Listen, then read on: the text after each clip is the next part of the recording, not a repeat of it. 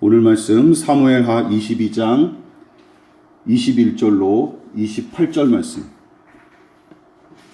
주보의 제목과 스크린의 제목이 다릅니다. 주보의 제목이 맞습니다. 사무엘하 22장 21절로 28절 말씀, 저와 여러분이 한 절씩 번갈아 가면서 교독하도록 하겠습니다. 제가 먼저 봉독합니다. 여호와께서 내 공의를 따라 상 주시며 내 손의 깨끗함을 따라 갚으셨으니 이는 내가 여호와의 도를 지키고 악을 행함으로 내 하나님을 떠나지 아니하였으며 그의 모든 법도를 내 앞에 두고 그의 규례를 버리지 아니하였음이로다. 내가 또 그의 앞에 완전하여 스스로 지켜 죄악을 피하였나니 그러므로 여호와께서 내 의대로 그의 눈앞에서 내 깨끗한 대로 내게 갚으셨도다. 자비한 자에게는 주의 자비하심을 나타내시며 완전한 자에게는 주의 완전하심을 보이시며 깨끗한 자에게는 주의 깨끗하심을 보이시며 사악한 자에게는 주의 거스르심을 보이시리이다. 다 같이 주께서 곤고한 백성은 구원하시고 교만한 자를 살피사 낮추시리이다. 아멘.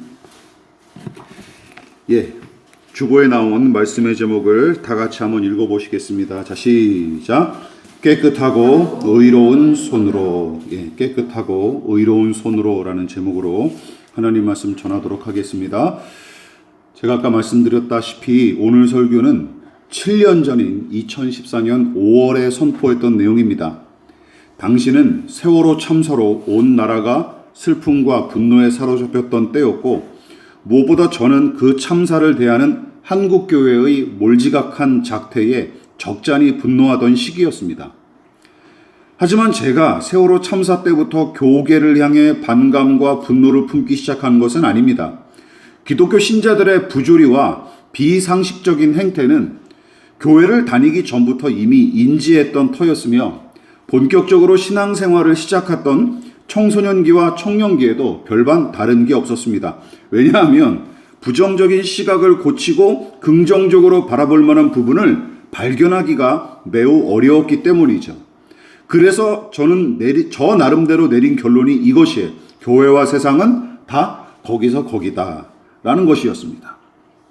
물론 확신하는 믿음을 얻고 은혜를 체험하기도 했지만, 교회와 교인들이 세상 사람보다 더 고상하다거나 선하다고 느낀 적이 거의 없었던 탓에 회의적인 시선을 우선 깔고 바라보는 경우가 많았어요. 그런데도 세월호 참사를 대하는 한국교회의 태도에는 경악을 금치 못할 정도였습니다. 어떻게 인간들이, 그리고 목회자라는 종교인들이라는 사람들이 저런 태도일까? 어떻게 저런 말을 서슴지 않고 내뱉었을까? 하고 제가 아주 경악을 금치 못했던 때였습니다.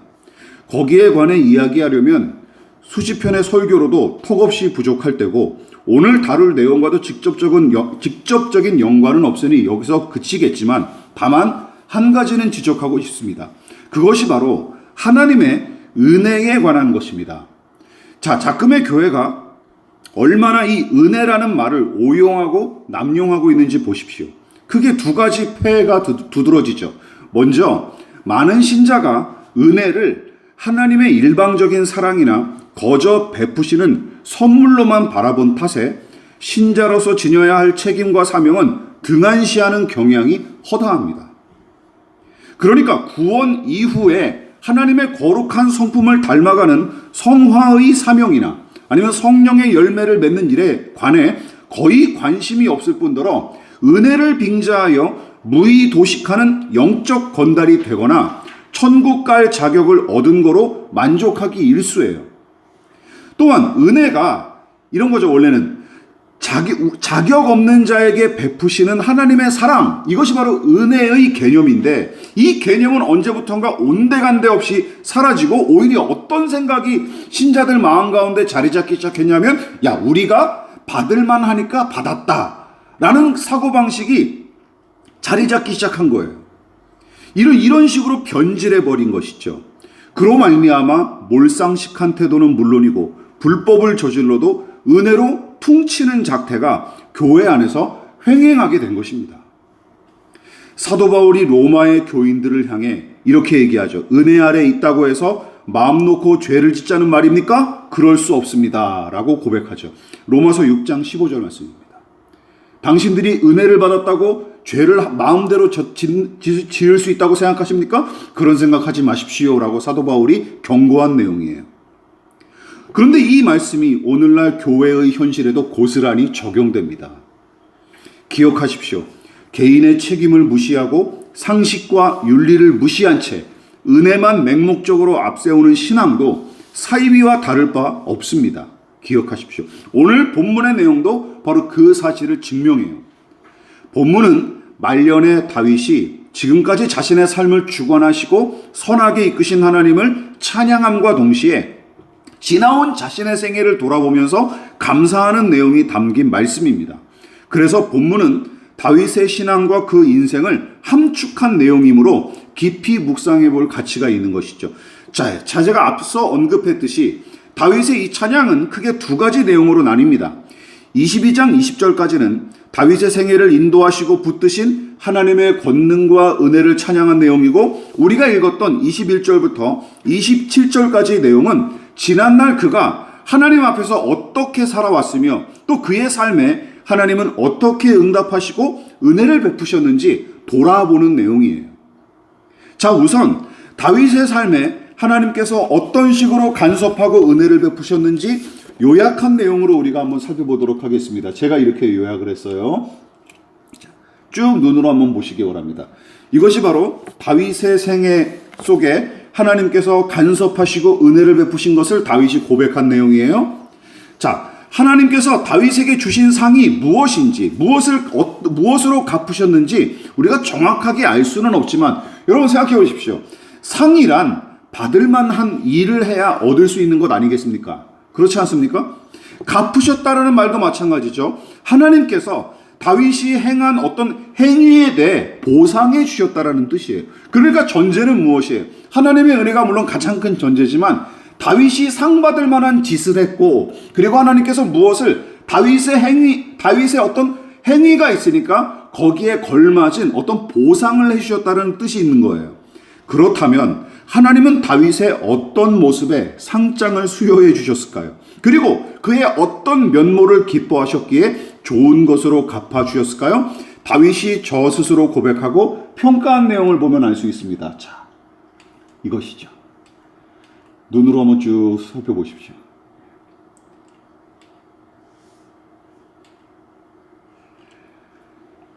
이 내용 다 한번 살펴보십시오. 이게 무슨 뜻입니까? 무슨 뜻으로 들리십니까?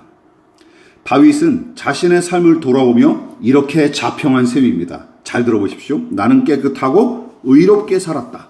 그 증거는 이것이다. 나는 평생도록 주의 계명에 순종했고 하나님 곁에서 늘 충성했다. 또한 하나님 함께 하시는 하나님을 항상 의식하며 살았던 까닭에 늘 죄악을 피하고 대적했으며 스스로 거룩하고 정결하게 살고자 애썼다. 재수없게 들리십니까? 이 부분을 조심하십시오. 다윗은 저 스스로 칭찬하고 자랑하려는 의도로 이 노래를 지은 게 아닙니다. 물론 진지한 독자라면 특별히 24절이 눈에 거슬릴 거예요.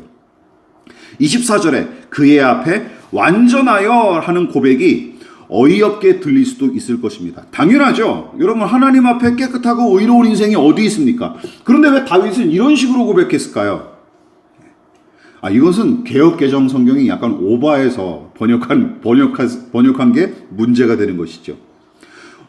여러분 생각해 보십시오. 아까도 말씀드렸듯이 하나님 앞에 완전히 깨끗하고 의로운 인생이 어디 있습니까?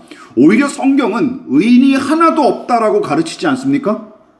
다윗이 자신을 가리켜 여기서 완전하다 하고 사용한 단어는 히브리어로 타밈이라는 말인데, 영어 성경으로는 이 말을 나무랄 데 없는 무죄한이라는 뜻의 blameless로 번역합니다.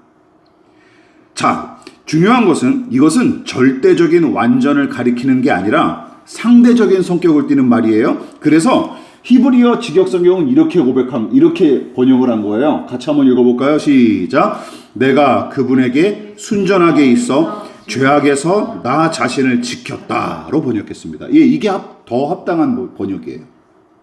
완전하다는 말과 좀 많이 틀리지 않습니까? 그렇죠. 예. 나는 그래도 힘써서 순전하게 살았다라는 뜻이에요. 이 해석이 히브리어 원문에 좀 더 가깝습니다. 따라서 다윗이 저 스스로 완전한 사람처럼 행세했으니 이 자식 교만한 놈이구만 하고 욕할 일이 아닙니다. 반대의 경우도 마찬가지예요. 이 구절을 그냥 액면 그대로 받아들여서 야, 다윗이 정말 완벽한 인간이었구나 하고 오해해서도 절대 안 됩니다. 하기야 다윗이 저지른 몇몇 죄악을 떠올린다면 그런 생각은 하지 않을 테죠. 여러분 기억나십니까? 밧세바와 간음한 일, 그녀의 남편이자 충직한 부하인 우리야를 살인교사한 일, 하나님의 뜻을 거스르고 인구조사를 감행하여 재앙을 자초했던 일. 여러분, 좋은 남편이자 좋은 아비로서 자기 집을 잘 다스렸다고 평가하기 힘든 지점, 이게 다윗의 모습입니다. 다윗이 과연 좋은 아버지였을까요? 저는 그렇게 생각하지 않습니다. 예, 좋았을 때도 있었지만 나쁜 면도 분명히 있었어요. 그러니까 이 자식들이 자꾸 이렇게 반란을 일으켰죠. 이처럼 다윗의 삶은 완전하기는커녕 우리와 다를 바 없이 허점투성이었던 게 틀림없습니다. 그러므로 본문에서 완전했다라는 다윗의 고백은 저 스스로 완벽한 인생을 살았다고 자랑하는 말과 거리가 멉니다. 다만 이것이죠. 자신의 삶이 올바른 방향을 잡고 살았으며 그 목표를 향해 다름질하기를 힘썼다는 뜻으로 해석하는 것이 적절합니다. 돌이켜보면 그는 완벽한 인간도 아닐 뿐더러 자주 실족하고 실패했지만 그 누구보다 이 사람의 장점이 여기서 드러나요. 우리처럼 자주 넘어지고 자주 실패했지만 그 누구보다 하나님을 어린아이처럼 의지했으며 그분의 기쁨을 바라고 산 것은 틀림없는 사실이었습니다. 이것이 바로 다윗이 아까 얘기했던 자기 스스로 자신의 인생을 자평하며 고백했던 내용이 바로 거기서 나오는 거예요.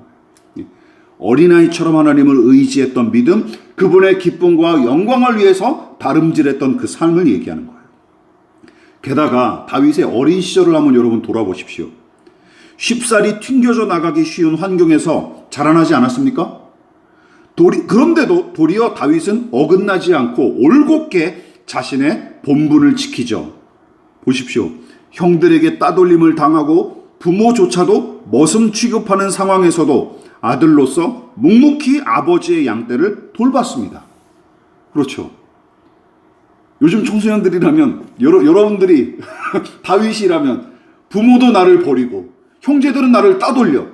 그런데도 집에 붙어있고 싶습니까? 예? 저 같아도 가출했을 것 같은데요. 그렇지 않겠습니까? 그런데도 다윗은 그냥 묵묵히 아버지의 양떼를 돌보죠. 심지어 전쟁터에 나간 형들에게 군말 없이 도시락을 전해줄 만큼 착한 동생이었습니다. 또한 블레셋이 이스라엘을 침공하기 직전에 골리앗을 앞세워 하나님과 그 백성을 모욕할 때 잔뜩 주눅이 든 이스라엘 군대와 사울 왕은 어쩔 줄 모른 채 발만 동동 굴렀으나 소년 다윗은 골리앗과 블레셋 군대보다 크신 하나님을 의지했고 그 믿음으로 마침내 승리하죠. 그 당시 다윗에 대해서 성경이 이렇게 평가합니다. 같이 읽어볼게요. 시작.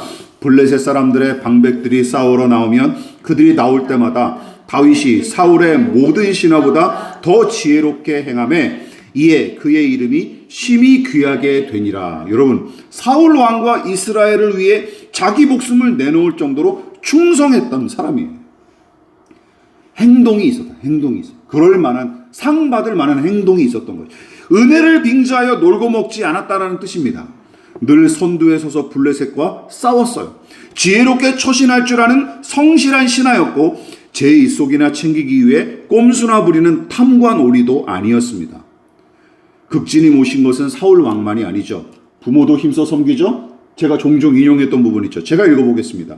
다윗이 거기서 모압 미스베로 가서 모압 왕에게 이르되 하나님이 나를 위하여 어떻게 하실지를 내가 알기까지 나의 부모가 나와서 당신들과 함께 있게 하기를 청하나이다 하고 부모를 인도하여 모압 왕 앞에 나아갔더니 그들이 다윗이 요새에 있을 동안에 모압 왕과 함께 있었더라. 여러분, 부모는 어릴 적부터 막내 다윗을 차별하고 푸대접했지만 그는 부모에게 안갚음하는 대신에 그들을 극진히 보호하고 섬기죠.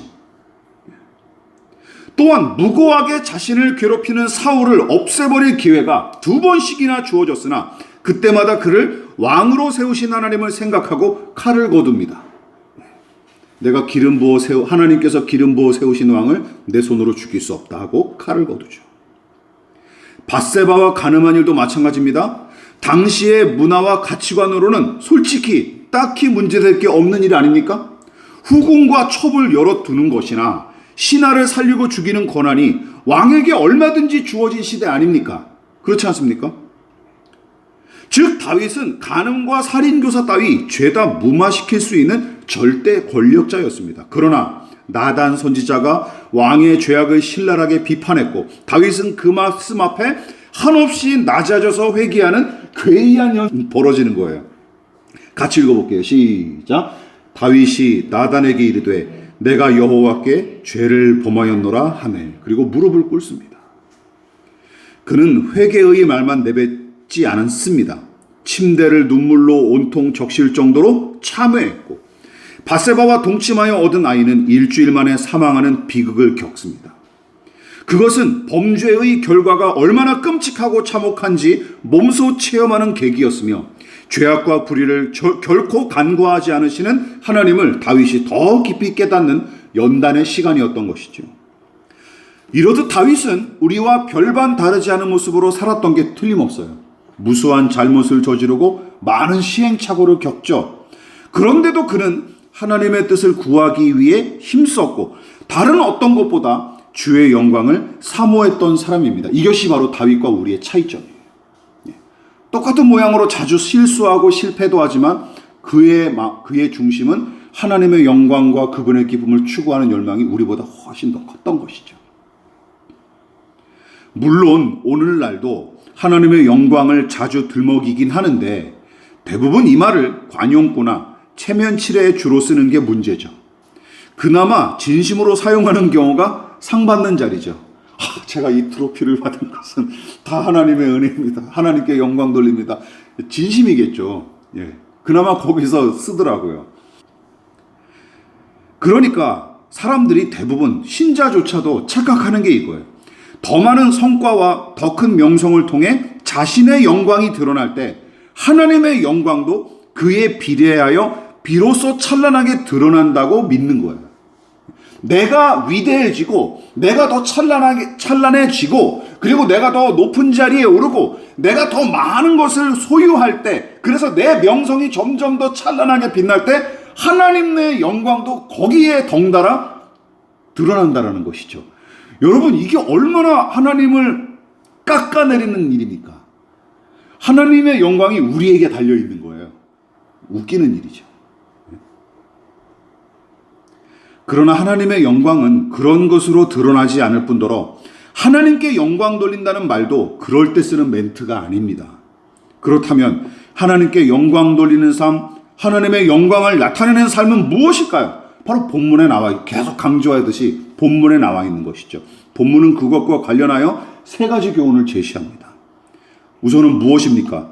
하나님의 영광은 말씀에 대한 순종으로 증명되고 나타납니다. 또한 죄악과 불의를 떠날 때 하나님은 그것을 기뻐하시고 영광을 받으시는 것이죠. 마지막으로 선하고 옳은 일을 행할 때 하나님의 영광이 찬란하게 드러나는 것입니다. 자, 다시 한번 돈 많이 벌고 높은 자리에 오르고 내가 원하던 것을 쟁취하고 그리고 대통령이 되니까 하나님이 영광 받으시는 게 절대로 아니에요. 높은 자리에 오르고 돈 많이 벌고 그리고 성공을 했다 하더라도 여기 이거 하나라도 없으면 하나님 영광 받으시지 않습니다. 믿으십니까? 기억하세요. 이게 우리가 얼마나 많이 오해하는 부분인지 몰라요. 다윗은 자신의 시를 통해서 자신의 노래를 통해서 이 사실을 고백하고 있는 거예요. 하나님이 내 생애를 통해서 영광을 받으셨는데 나의 생애는 이러한 생애였다. 이것을 추구한 생애였다라고 고백하고 있는 거예요. 내가 왕이 되었기 때문에 내가 가장 높은 자리에 올랐기 때문에 내가 많은 재산을 소유했기 때문에 아니면 내가 많은 여자를 건드렸기 때문에 그것 때문에 하나님 영광 받으셨다고 이 시에서 고백하고 있습니까? 그런 내용은 하나도 등장하지 않습니다. 여러분, 이 세 가지는 서로 다른 표현으로 썼으나 진주 목걸이처럼 하나로 엮인 원리임을 명심하십시오. 다시 한번 말씀드립니다. 이 중에서 하나라도 빠지거나 어긋나면 충돌할 수밖에 없어요. 모순을 일으킬 수밖에 없습니다. 생각해 보십시오. 하나님의 말씀에 충성한다는데 죄악을 일삼는다면 그것은 거짓말입니다. 또한 공의와 정의와 선을 행한다고 떠버리지만 진리를 등한시하거나 더러운 죄를 가까이 한다면 그것도 어불성설이에요. 이렇게 진리를 순종하고 공의와 선을 추구하며 죄악을 피하고자 수고한 사람, 그런 삶을 통해 하나님을 기쁘시게 한 사람이 바로 다윗입니다. 이처럼 하나님께 영광 돌리는 삶이란 말씀에 순종하는 삶입니다. 그리고 말씀에 대한 순종은 정의와 선을 행하고 죄악을 가까이 하지 않는 정결함으로 나타나는 것이죠. 다윗처럼 하나님 마음에 합한 자로 사는 비결은 다른 게 아닙니다. 바로 선함과 의로움입니다. 왜냐하면 하나님께서 인간을 선하고 아름다운 존재로 지으셨을 뿐만 아니라 선하고 아름다운 당신의 형상을 담도록 인간을 창조하셨기 때문이죠. 죄인을 구원하신 이유도 마찬가지입니다. 창조의 선함과 아름다움을 회복하고 거기서 더 나아가 거듭난 새 사람으로서 선하고 의로운 삶을 살아가며 그런 삶을 통해 당신의 영광을 드러내시려는 것이 하나님께서 우리를 구원하신 의도예요. 너 이제 지옥에서 천국 갈 티켓을 얻었으니 그냥 그것만 붙들고 살아라 라고 해서 우리를 구원하신 게 아니라 하나님의 사람답게 남은 인생을 살아가라고 우리를 구원하신 것이죠. 자, 이제 마지막으로 우리는 우리 자신과 우리의 신앙을 돌아볼 차례입니다.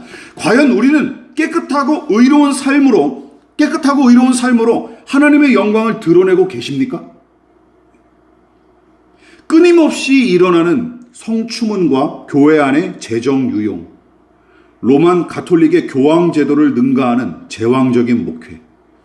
목사님들이 이런 거 가지고 자주 가톨릭을 시비 걸죠. 야, 너네는 교황을 하나님처럼 모시고 교황이 절대 권력 아니냐라고 얘기하는데 그 말 하기도 요즘은 부끄러워요. 왜냐면 목사들이 더 심하거든요. 교인 위에 군림하여 교인들을 착취를 일삼는 작태, 이런 것들을 하나님이 과연 기뻐하실까요? 큰 교회를 건축하고 많은 교회를 모았으니까 하나님이 그것을 기뻐하실까요? 여기서 더 어긋나는데? 말도 안 되는 일이죠. 게다가 가난한 자들과 약한 자들의 편에 서서 사랑과 공의를 추구하기는커녕 권력자들과 부유한 자들 편에 서서 이득만 꾀했던 교회와 목회자들을 보십시오. 그들은 복음 전도가 아닌 영업 방식에 따라서 사람을 모으고 교인을 목양의 대상이 아닌 관리의 대상으로 여겼으며 예배당 건축과 교인 숫자를 통해 사역의 정당성을 확보하기 일쑤였습니다. 그리고 하나님의 영광도 그런 것으로 증명된다고 철석까지 믿고 있는 것이죠. 그리고 많은 신자들도 거기에 동조하고 있는 중입니다. 혹시 여러분 중에서도 그런 생각 가지신 분이 계십니까? 일부의 이야기가 아닙니다. 교계에 만연한 보편적인 생각이에요. 깨끗하고 의롭게 정직하고 성실하게 신앙해야 옳다고 이야기는 하지만 정작은 개인의 성공과 안락을 추구하기에 급급할 뿐입니다. 따라서 그들의 열매로 그들을 알리라 하신 주님의 가르침은 몰상식하고 이기적인 집단으로 전락한 작금의 한국교회에 딱 걸맞은 말씀이에요. 왜냐하면 우리가 뿌린 대로 지금 거두는 거예요. 갑자기 일어난 일이 아니에요. 혐오를 우리가 계속 심었기 때문에 세상 사람들이 우리를 혐오하는 거예요. 우리가 계속 세상을 폭력적으로 대했기 때문에 세상이 교회를 향해 폭력적인 방식으로 대하는 거예요. 욕하고 우리를 배척하기 시작한 것이죠. 우리가 뿌린 씨앗임이라고 저는 확신합니다. 지금의 참담한 열매는 우연히 맺어진 게 아닙니다. 심은 대로 거둔 것이고 지극히 당연한 결과라는 것이죠. 그래서 저는 깜짝 놀라거나 충격을 받을 것도 없습니다. 다만 안타깝고 서글프고 분노할 뿐이죠. 여러분, 복음의 메시지는 말로 전해지기 전에 전하는 자가 먼저 복음을 살아야 마땅합니다. 믿으십니까? 복음은 말로만 전해지는 게 아니에요. 혹시 집배원처럼 복음의 메시지를 전달하면 다 되는 줄로 여기십니까? 미안하지만 성경은 그렇게 가르친 적이 없습니다. 사도 바울이 데살로니가 교회 편지를 한번 보십시오. 같이 읽어보겠습니다. 시작. 이는 우리 복음이 말로만 너희에게 이른 것이 아니라 오직 능력과 성령과 큰 확신으로 된 것이니 우리가 너희 가운데서 너희를 위하여 어떤 사람이 된 것은 너희 아는 바와 같으니라. 여러분, 바울은 복음이 부적이나 주문처럼 그 자체로 효력을 발휘하는 게 아니라고 못 박는 것입니다. 바울을 비롯한 전도자들의 복음 전도는 기계적인 전달을 목적으로 하지 않습니다. 데살로니가 교인들이 전도자들에게 확인한 바가 무엇입니까? 그들이 하는 말이었습니까? 아니에요. 뭐예요? 능력과 성령과 큰 확신으로 살아가는 그들의 모습을 직접 목격하고 확인했던 거예요. 야, 저 사람들은 저렇게 살아가는구나. 우리랑 딴판이네. 라고 생각했던 것이죠. 여기서 언급한 능력과 성령과 큰 확신이란 무엇입니까? 바로 다윗이 고백했던 진리와 공의와 선함과 정결함을 능숙하게 구현하는 삶이죠. 여러분, 되게 희한한, 그 당시 로마에서 전염병이 창궐했을 때 다 로마 제국, 로마 중앙정부는 다 그거를 전염병들을 그냥 격리시키고 배제해서 그냥 버렸어요. 그럴 때 누가 들어가서 그들을 돌봤는지 아십니까? 예, 크리스찬들이 들어가서 그 사람들을 돌봤대. 기록에 남아 있습니다. 그 심지어 똑같은 일이 또 우리나라에도 있었어요. 1900년도 초반에 우리나라에도 전염병이 창궐했던 적이 있습니다. 그게 콜레라였던지 감기 바이러스인지 그것 때문에 다 막 사람들이 죽어 넘어가는데 그때 교인들이 한국 교회 초창기 교인들이 그 사람들을 돌봤다는 기록이 있습니다. 예. 다른 삶을 보여줬다니까요. 다른 삶. 여러분, 이렇듯 복음의 말은 삶으로 드러나고 증명될 때 복음 전도가 더욱더 힘을 발휘하기 마련입니다. 또한 하나님은 그 방법을 가장 기뻐하시고 그것을 통해 영광 받으실 뿐만 아니라 당신의 영광을 나타내시죠. 다윗이 하나님 마음에 합한 자라고 성경에 기록된 이유는 그가 골리앗을 비롯한 수많은 대적과 싸워 이기고 왕위를 차지했기 때문에 혹은 예루살렘 성전을 짓고도 남을 만한 재산과 재료를 모았기 때문일까요? 하나님께서 그런 것을 기뻐하셨다면 다윗과 같은 이스라엘의 작은 왕이 아닌 여로보암과 아합과 같은 자들 아니면 더 나아가 아수르와 바벨론의 왕들을 더 기뻐하셨겠죠. 그렇지 않습니까? 심지어 예수님을 십자가에 못 박도록 종용한 헤롯 왕도 하나님이 기뻐하셔야 마땅하지 않습니까? 그만큼 높은 자리에 올랐는데. 그러나 하나님께서 다윗을 기뻐하셨던 이유는 그가 땅 따먹기를 잘하고 가장 높은 자리에 올라서가 아닙니다. 이스라엘 사람 중에서도 가장 부유해서도 아니죠. 오로지 율법에 담긴 하나님의 뜻을 힘써 순종하고 최선을 다해 사랑과 정의를 추구했으며 죄악을 피하고 깨끗한 손으로 살아가는 일에 몰두했기 때문입니다. 물질적 성공과 권력을 통해 세상 사람보다 우위에 서려고 아등바등하는 것은 기억하십시오. 하나님의 영광과 상관이 없을 뿐더러 그분의 방법과도 거리가 멉니다. 다만 내가 하고 싶은 거예요, 그냥. 그렇지 않습니까? 이게 솔직한 심정이죠. 오히려 우리가 세상으로부터 들어야 할 말은 이것입니다. 창세기 33장 10절에 야곱이 그 쌍둥이 형 에서에게 이런 말을 하죠.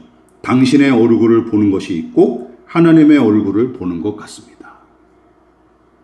사기꾼 야곱이 자신을 너그러이 용납해준 형님 에서의 얼굴을 보고 감격에 겨워 내뱉은 말입니다. 당신의 얼굴을 보니 하나님의 얼굴을 보는 것 같습니다.